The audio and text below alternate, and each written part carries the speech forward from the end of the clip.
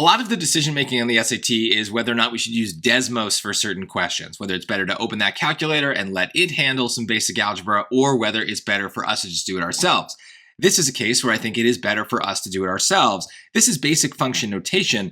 Just remember when they say g of -7, that means we're putting -7 in for the x in the equation. In this case, there's only one, but if there were more, then they'd all become -7. So really what we're doing is g of -7 is equal to 4 times -7 minus 6. That's -28 minus 6, and that is -34.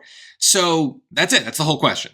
But I do want to talk about a couple places where we could go wrong because, that's kind of a good way to think about harder questions on the SAT is that the wrong answers are not random. They are what we would get if we made the most common mistake.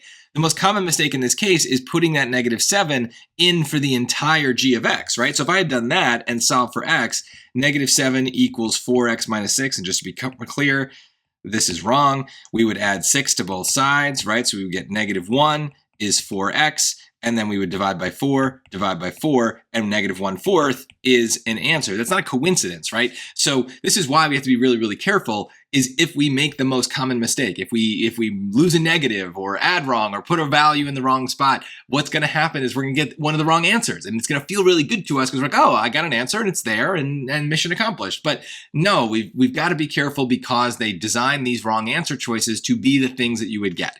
So just keep that in mind, especially as we get to the harder questions. It's a very useful way to think about the test is that they're out to get you. They know how you think and they know what you mess up, and they're going to pounce every time you do make a mistake.